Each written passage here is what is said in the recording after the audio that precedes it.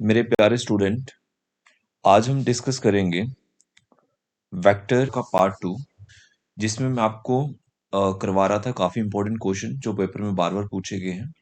तो प्लीज़ इस वीडियो को लास्ट तक जरूर देखें और वीडियो को लाइक करना मत भूलें, ठीक है। और मेरे चैनल को सब्सक्राइब कर लीजिएगा। तो स्टार्ट करते हैं। हमने अभी तक क्वेश्चन 5 कर लिए हैं, ठीक है। आज हम क्वेश्चन नंबर 6 करेंगे।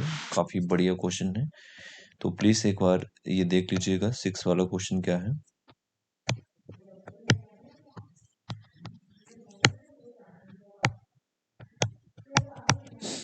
सिक्स क्वेश्चन क्या है, आपको मैं एक बार लिख देता हूँ। आपको एक वेक्टर ए वेक्टर दिया है, एक वी वेक्टर दिया है और एक सी वेक्टर दिया है। 3 वेक्टर दिए हैं। Are 3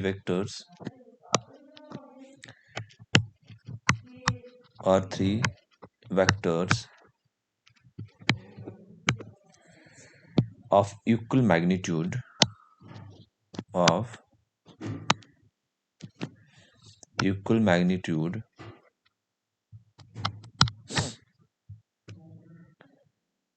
and mutually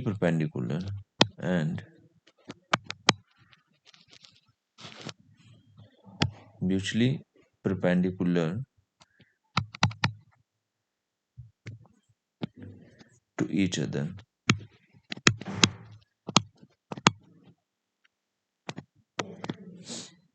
show that, और आपको शो क्या करना है देख लें। Show that A vector plus B vector plus C vector is equally inclined is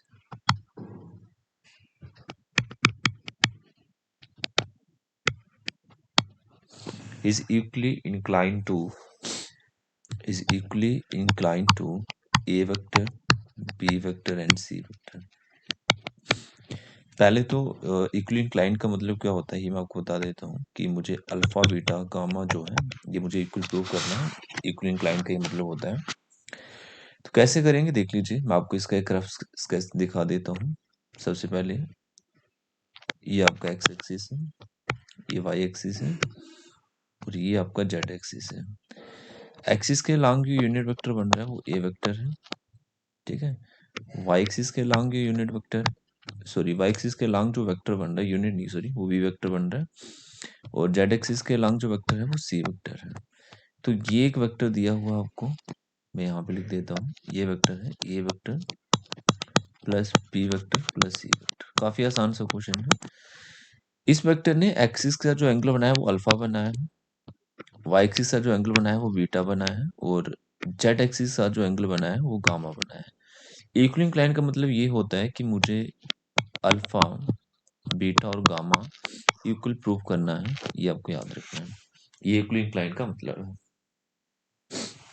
कैसे हम कर सकते हैं प्रूफ, प्लीज एक बार देख लीजिएगा।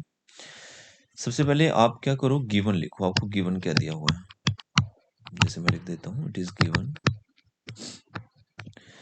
गिवन आपको क्या दिया हुआ आप देख सकते हैं। आपको क्वेश्चन पढ़ लें। If A vector B vector C vector are 3 vector of equal magnitude, मतलब कि इनका जो मैग्नीट्यूड है वो इक्वल है। इक्वल है तो मैं लिख रहा हूँ ए का मैग्नीट्यूड, बी वेक्टर का मैग्नीट्यूड, सी वेक्टर का मैग्नीट्यूड। ये आपको के दिया हुआ है, सी इक्वल है ना, इसे हमने के मान लिया है, ठीक है। इक्वल मैग्नीट्यूड है। अब आपको जो इनका मैग्नीट्यूड है वो इक्वल है और आपको बोला कि mutually perpendicular to each other है। और ये क्या आपस में म्यूचुअली परपेंडिकुलर। म्यूचुअली परपेंडिकुलर मतलब क्या होता है, आपको बताया था जो दो वेक्टर आपस में परपेंडिकुलर होंगे तो उनका डॉट प्रोडक्ट 0 होता है।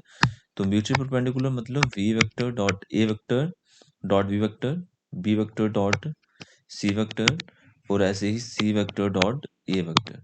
ये हमें क्या रिजल्ट देंगे, ये हमें 0 रिजल्ट देंगे, ओके।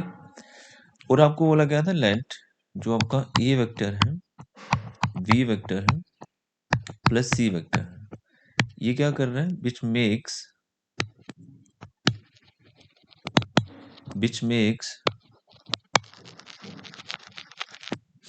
ठीक है, which makes an angle alpha beta and gamma with A vector B vector and C vector respectively. तो आपको दिख ही रहा है यहाँ पे हमने क्या किया, नो कंसीडर, हमें पता है कि A vector plus B vector plus C vector का जो डॉट होगा ए वेक्टर के साथ, ठीक है, A vector plus B vector plus C vector का जो डॉट होगा ए वेक्टर के साथ, वो मुझे कितना रिजल्ट देगा। देखिए जब मैं डॉट करूंगा तो ये कैसे लिखना है, A vector dot A vector,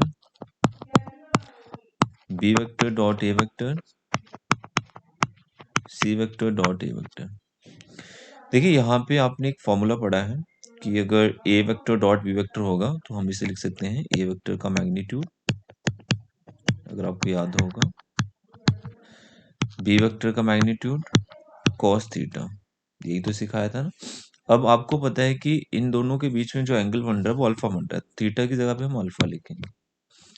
अगर आपको याद नहीं है तो मैं आपको यहाँ पे दिखा देता हूँ, ए वेक्टर डॉट बी वेक्टर क्या होता है, ए वेक्टर का मैग्नीट्यूड बी वेक्टर का मैग्नीट्यूड कॉस थीटा होता है। तो ऐसे ही एक की जगह पे आपका A vector plus B vector plus C vector था, तो ये आपको चीजें याद रखनी है। अब A vector dot A vector क्या होता है, ए वेक्टर के मैग्नीट्यूड का स्क्वायर होता है। वी डॉट ए आपको 0 रिजल्ट देगा, सी डॉट ए आपको 0 रिजल्ट देगा, ये आपको याद रखना है। ओके, क्यों देगा 0, क्योंकि हमें गिवन दिया हुआ आप देख सकते हैं ऊपर, और यहाँ पे आपको दिख ही रहा है यहाँ पे कि ये एक जो है कट जाएगा, एक बचेगा, और यहाँ से आप कॉस अल्फा की वैल्यू निकाल सकते हैं, जो कि आपको मिलेगा मैग्नीट्यूड ए वेक्टर का, और नीचे magnitude A vector plus B vector plus C vector का मैग्नीट्यूड आएगा। ठीक है, अगर आपको अल्फा निकालना है, कॉस उधर जाके कॉस इनवर्स बन जाएगा, तो ये आपका बन जाएगा ए वेक्टर का मैग्नीट्यूड, और ये A vector plus B vector plus C vector आ जाएगा। ओके, तो ये आपको अल्फा आ गया है। ऐसे ही आपको जो है बीटा निकालना है, फिर आपको गामा निकालना है, जो काफी बढ़िया है, आसान, काफी आसान है, देख लीजिए, आपको सिखा देते हैं, कोई दिक्कत नहीं। देखिए नो, ऐसे ही आपको ये दिख रहा होगा कि A vector plus B vector plus C vector ने क्या करा हुआ है, देख लो यहाँ पे, इसने बी वेक्टर के साथ मिलके जो एंगल बनाया है वो बीटा बनाया हुआ है। मैंने आपको स्केच दिखाया हुआ है, तो जब मैं इसे अंदर मल्टीप्लाई करूंगा तो A vector dot B vector आएगा, B vector dot B vector आएगा, C vector dot B vector आपका आने वाला है। तो डॉट करें अंदर, जब करेंगे तो ए वेक्टर का डॉट बी वेक्टर से होगा, B vector dot B vector होगा, C vector dot B vector होगा, और ये 0 रिजल्ट गिवन दिया हुआ है, और B vector B dot B क्या होता है, मैग्नीट्यूड का स्क्वायर होता है, ये आपको याद रखना है अगर नहीं पता आपको। ठीक है, ये 0 के बराबर हो जाएगा। और यहाँ पे, अच्छा ये मैंने क्या लिख दिया, सॉरी इसके लिए, यहाँ पे आपका फॉर्मूला आएगा। ठीक है, तो फॉर्मूला क्या होता है, आपको सिखाया, A vector plus B vector plus C vector का मैग्नीट्यूड, फिर बी वेक्टर का मैग्नीट्यूड, और कॉस, इनके बीच में जो एंगल बन रहा था वो बीटा बन रहा था। देखिए यहाँ पे एक जो है कट जाएगा, और आपके पास बचेगा कॉस बीटा, किसके इक्वल आ जाएगा, बीटा का magnitude divide by A vector B vector C vector का मैग्नीट्यूड। अब कॉस उधर जाके आपका कॉस इनवर्स बन जाएगा, बी वेक्टर का magnitude A vector B vector C vector. ठीक है, तो देखिए ऐसे ही आपको गामा निकालना है, तो आप चाहें तो वो नहीं निकालो, उसको डायरेक्ट लिख सकते हैं आप सिमिलरली करके। ठीक है, तो आप उसको लिख सकते हैं कि गामा भी आपका यही आने वाला है, कॉस इनवर्स। ठीक है, कॉस इनवर्स। अच्छा यहाँ पे मैंने एक काम नहीं किया, क्या नहीं किया मैं आपको बता देता हूँ, प्लीज एक बार देख लीजिएगा, कि जो डिटर्मिनेंट ऑफ ए है इसकी जगह पे आप के लिख सकते हैं। ठीक है, ओके, डिटर्मिनेंट ऑफ बी की जगह पे आप के लिख सकते हैं, क्योंकि हमने इसको के माना हुआ था। ओके, ऐसे ही हम लिखेंगे के divide by A vector B vector plus C vector का मैग्नीट्यूड, तो आप देखें यहाँ से आपको क्लियरली दिख रहा है कि जो आपका अल्फा है, बीटा है, गामा, ये तीनों ही इक्वल हैं। तो आप लिखेंगे therefore A vector plus B vector plus C vector which is equally inclined with a vector, b vector and c vector। तो काफी आसान है। आई होप आपको ये क्वेश्चन समझ आ गया होगा। नेक्स्ट क्वेश्चन देख लीजिए, क्वेश्चन नंबर 7 आपको करवा रहे हैं और ये भी काफी अच्छा क्वेश्चन है, बढ़िया क्वेश्चन है ये। ये क्वेश्चन आपको 2 नंबर या 4 नंबर का आ सकता है, ठीक है। तो 7th क्वेश्चन देख लीजिएगा, find a unit vector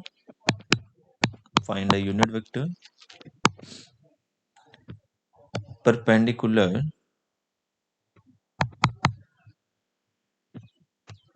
to each of the vector a vector plus b vector and a vector minus b vector, where a vector आपको दिया है 3i cap 2j cap 2k cap, और जो b vector है वो आपको दिया है i cap 2j cap minus 2k cap. Okay, ये क्वेश्चन है आपका। तो सॉल्यूशन देख लीजिएगा। सबसे पहले हम लेट कर लेते हैं, हमें लेट कैसे हो रही है, तो गिवन दिया आपको, ठीक है, कि ए वेक्टर आपको दिया हुआ है 3i cap 2j 2k cap. कैसे लिखना है सॉल्यूशन बता देते हैं। और एक बात याद रखना, फाइंड ए यूनिट वेक्टर जब भी परपेंडिकुलर बोला होगा, आपको ये कंफ्यूज कर सकता है question. Find unit vector perpendicular बोला होगा तो आपको याद रखना है कि आपको इनके बीच में क्रॉस निकालना है, ठीक है, ये बात याद रखिएगा। बड़ी बार बच्चे गलती कर देते हैं यहाँ पे। कौन सी गलती करते हैं मैं अभी आपको बता देता हूँ, गलती लग सकता है, प्रैक्टिस करिएगा बच्चे। ये फॉर्मूला लगा लेते हैं, मैं आपको बताता हूँ। अगर आपको पूछा है ए वेक्टर का यूनिट वेक्टर बताओ, तो बच्चे ये वाला फॉर्मूला लगाते हैं, A vector divide by A vector का मैग्नीट्यूड। ये फॉर्मूला यही है, पर जब परपेंडिकुलर की बात करेगा तो आपको एक काम करना है। वो काम क्या है देख लीजिएगा। सबसे पहले तो आप दोनों वेक्टर का सम जो पूछ रखा है वो फाइंड कर लीजिए। ए वेक्टर प्लस बी वेक्टर पूछा है, तो सम तो इजी है ना। सम कैसे फाइंड करना है, 3 में 1 जोड़ेंगे तो 4i कैप 2 + 2 जे के साथ जुड़ेगा ना 4j कैप 2 प्लस का माइनस का मतलब ये 0 का ये क्या बचेगा। ओके, ये बातें आपको याद रखनी है। अब आपको माइनस भी चाहिए दोनों का वेक्टर्स का, तो माइनस देखिए कैसे, 3 में से 1 निकालना है आपको 2i क्या बचेगा, 2 में से 2 निकालें 0j क्या बचेगा 2, और ये प्लस का आपका 4k क्या बचेगा। ओके, तो आपको पूछा गया फाइंड यूनिट वेक्टर परपेंडिकुलर की बात कर रहा है, तो आप क्या करेंगे मैं आपको बता देता हूँ। ए वेक्टर का क्रॉस करें ए वेक्टर माइनस बी वेक्टर के साथ, ठीक है, इसका आपको क्रॉस करना है। क्रॉस कैसे करते हैं, बच्चों को नहीं आता है, क्रॉस के लिए हम बता देते हैं।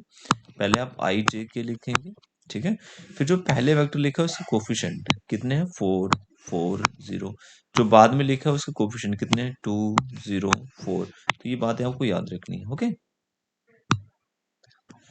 तो अभी आपको क्या करना है, इसको एक्सपेंड कर लेना है। तो एक्सपेंड कर सकते हैं, जैसे मैं कर रहा हूँ एक्सपेंड वे R1 कर रहे हैं। आपको तो आता है एक्सपेंड कैसे करते हैं, आई कैप लिखना है, आई कैप के सामने वाला रो डिलीट कॉलम डिलीट, तो क्या आएगा 4 0 0 4 आएगा, ठीक है, ये बातें आपको याद रखनी है। फिर आपको जे कैप लिखना है, साइन माइनस का आएगा, ये क्यों आएगा ये आपने डिटरमिनेंट में सीख रखा है। तो इसके सामने का रो कॉलम डिलीट तो आएगा 4 0 2 4 आएगा। फिर आपको के कैप लिखना है और साइन प्लस का आएगा, ठीक है, सामने का कॉलम और रो डिलीट आपका आएगा 4 4 2 0 0। ओके, तो आप इसे जो है सॉल्व कर लें। कैसे सॉल्व करते हैं देखिए आपको सिखा देते हैं। 4 4 का 16 माइनस 0 है ना, ऐसे करते हैं। 4 4 का 16 और 2 इंटू 0 0 होता है। 4 इंटू 0 0 माइनस 2 4 का 8 आएगा। ठीक है, ये आपका के कैप है। तो ये कितना आ गया है आपको एक बार बता देते हैं। ठीक है, बता देते हैं यहाँ पे ए वेक्टर प्लस बी वेक्टर का जब आपने क्रॉस किया ए वेक्टर माइनस बी वेक्टर के साथ, तो ये आपका जो रिजल्ट आया है ये आपका आया है 16 आई कैप माइनस 16 जे कैप माइनस 8 के कैप।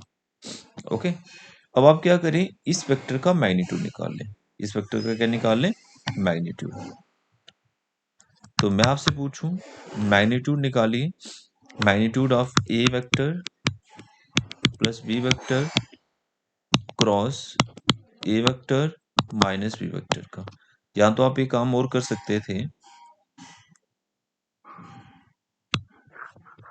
मैं आपको बता देता हूँ।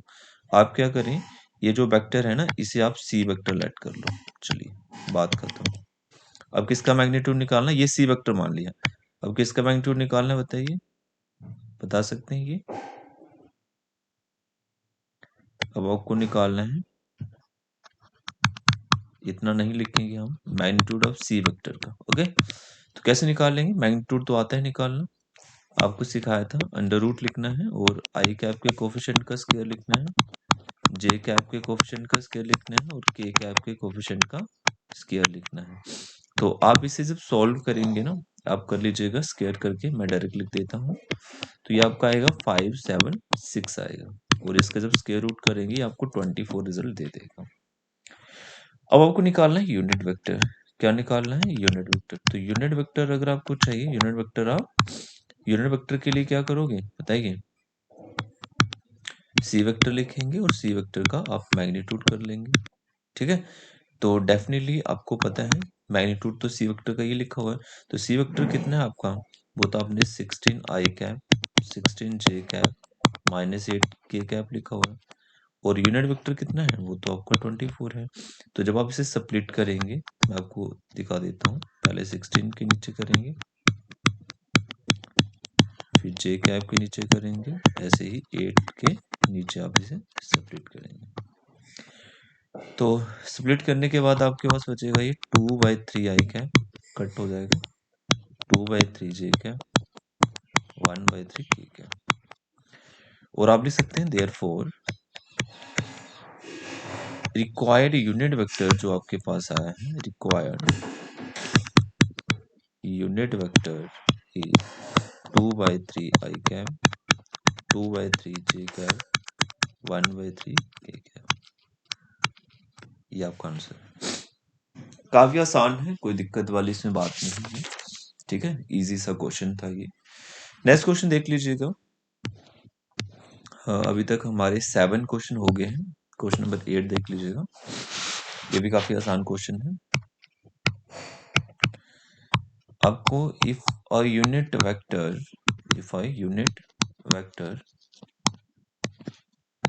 ए वेक्टर, ठीक है, makes an angle π/3 with I cap, π/4 with J cap, and an acute angle theta with K cap। ठीक है, then find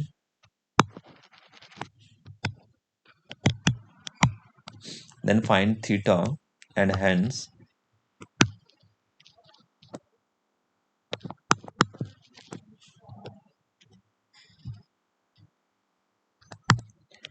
the component of A vector। ये आपसे पूछे हैं, काफी आसान है, आपको एक बार समझा देते हैं।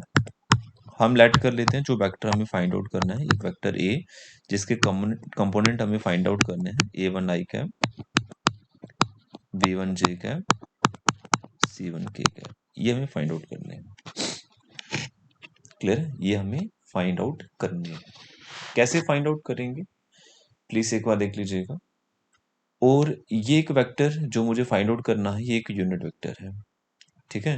लेट ए वेक्टर यूनिट वेक्टर है, मेक एन, ठीक है, ये आपका यूनिट वेक्टर है। तो काफी आसान है, कोई दिक्कत वाली इसमें बात है ही नहीं, ठीक है। तो कैसे फाइंड आउट करेंगे आपको समझा देते हैं यहाँ पे।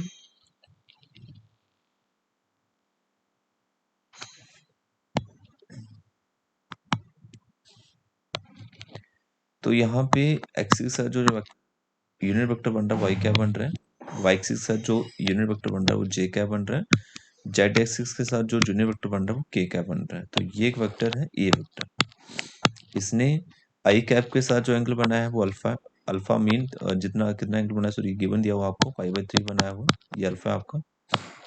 और यहाँ पे आपका बनाया हुआ पाई/4, ये भी आपको दिया हुआ है। और इसने इसके साथ जो एंगल बनाया है ये आपको थीटा, ये आपको गिवन दिया हुआ है, ठीक है। तो काफी आसान है, इसको करने के काफी सारे तरीके हैं क्वेश्चन करने के। सबसे पहले आप एलिमेंट निकाल सकते हैं, जहाँ इसे एलिमेंट रख के एल की वैल्यू एम की निकाल सकते हैं, ठीक है। एक तो तरीका ये भी है, बट एक और तरीका है कि हमने इसे ए वेक्टर मान लिया है, वी है यूनिट वेक्टर, ये आपका एक यूनिट वेक्टर है, ठीक है, ये आपका एक यूनिट वेक्टर है। तो यूनिट वेक्टर क्या होता है कि उसका जो मैग्नीट्यूड होता है ना वो 1 होता है, ये आपको याद रखना है।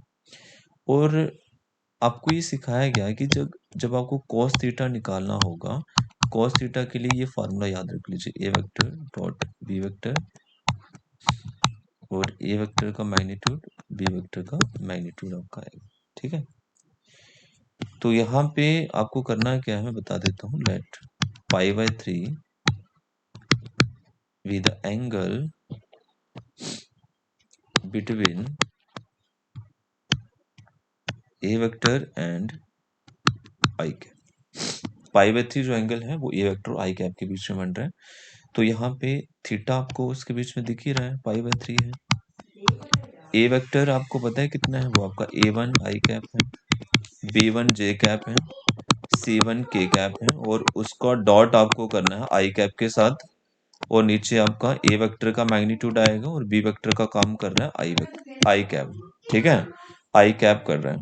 cos पाई/3 का वैल्यू कितना होता है ये आपको पता है, 1/2 होता है, ठीक है।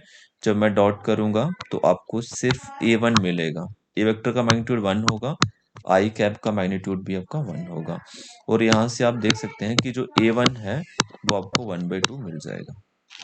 काफी आसान है और वो काफी बढ़िया है। ऐसे ही आप क्या करेंगे, पाई/4 आपको दिख ही रहा है ना, पाई/4 एक बार देख लो, पाई/4 जो है be the angle between A vector and J cap के बीच में बन रही है, ठीक है। तो आप यही फॉर्मूला लगाएंगे, पाई/4, अब a1 आई कैप है ना, v1 जे कैप, c1 के कैप का डॉट किससे करना है, जे कैप के साथ। तो डॉट तो सबको करना आता है, नीचे ए वेक्टर का मैग्नीट्यूड, जे का मैग्नीट्यूड आएगा, ओके। तो cos/4 कितना होता है ये आपको पता है, 1/√2 होता है। और जब डॉट करेंगे सिर्फ b1 बचेगा ऊपर, नीचे 1 1, क्योंकि ये दोनों यूनिट वेक्टर है, इसका मैग्नीट्यूड 1 होता है। और यहाँ से आप देख रहे हो कि जो b1 है वो 1/√2 आ गया, ठीक है। ऐसे ही आपको c1 भी चाहिए, फिर कंपोनेंट निकल जाएंगे। और आपको पता है गिवन दिया है कि a1 का, ए वेक्टर का मैग्नीट्यूड 1 दिया हुआ है, और ए वेक्टर अगर मैग्नीट्यूड 1 है तो उसके कोफिशिएंट का स्क्वायर कितना होगा, a1 का स्क्वायर, b1 का स्क्वायर, c1 का स्क्वायर, रूट करेंगे, ठीक है। तो ये आपको रिजल्ट देगा। तो हमने यहाँ से रूट हटाया, स्क्वायरिंग बोथ साइड किया, तो हमारे पास बचा a1 का स्क्वायर, b1 का स्क्वायर, c1 का स्क्वायर, ठीक है। ये आपका आ गया, क्योंकि आपको ए वेक्टर यहाँ पे दिया हुआ है, प्लीज देख लीजिएगा। यहाँ पे आपको पता है ना मैग्नीट्यूड कैसे निकालते हैं, कोफिशिएंट का स्क्वायर करके प्लस करना है और रूट कर लेना है। a1 की वैल्यू कितनी है बताइए, a1 की वैल्यू आपने भी फाइंड की 1/2, तो 1/2 आपका यहाँ आ जाएगा, इसका स्क्वायर। v1 का कितना आएगा, 1/√2 का स्क्वायर, और यहाँ पे c1 का स्क्वायर आ जाएगा। तो ये 1/4 होगा और ये आपका 1/2 होगा, c1 का स्क्वायर आ जाएगा। तो आप इसे सॉल्व कर सकते हैं, कोई दिक्कत नहीं है, आप इनका एलसीएम सेम कर लो। तो ये 3/4 आ जाएगा। तो C1 जो है, C1 का स्क्वायर, ये 3/4 इधर आके माइनस का होगा, C1 का स्क्वायर 4 में से 3 निकालेंगे तो आपका बचेगा 1/4 बचेगा। ओके, और यहाँ से आप C1 जब निकालेंगे तो C1 आपको मिलेगा 1/2। ठीक है, अब आपने क्या करा है, A1 भी निकाल लिया है, B1 भी निकाल लिया, C1 भी निकाल लिया। तो जो आपका वेक्टर है वो आप अब लिख सकते हैं रिक्वायर्ड वेक्टर। ठीक है, रिक्वायर्ड यूनिट वेक्टर। ठीक है, यूनिट तो आपको पता ही है, चलो रिक्वायर्ड वेक्टर लिख देते हैं हम। कौन सा, ए वेक्टर, वो आपका कितना आ गया है। अब आप लिख सकते हैं ना कि जो आपका A1 है वो आपका 1/2 है आई कैप।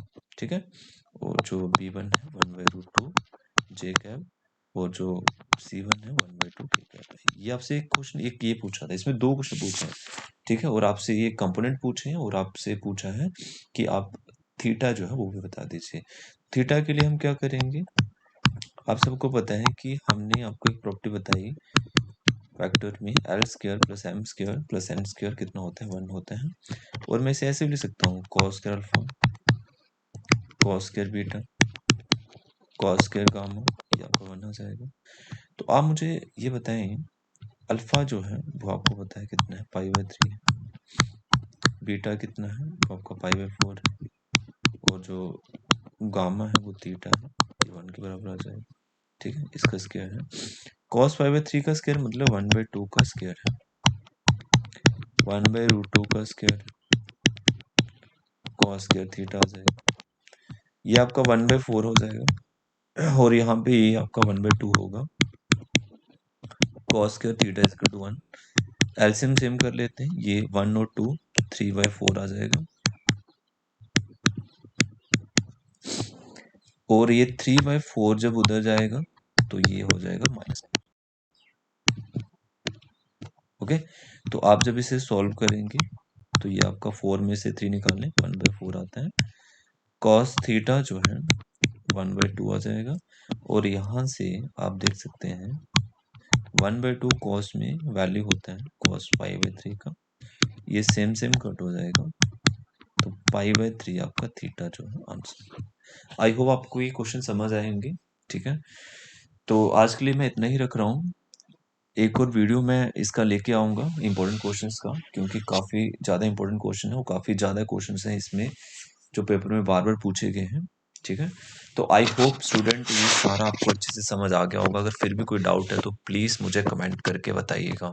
ठीक है, वीडियो को लाइक करना मत भूलेंगे। ठीक है, और मेरे चैनल को प्लीज़ सब्सक्राइब कर लीजिएगा।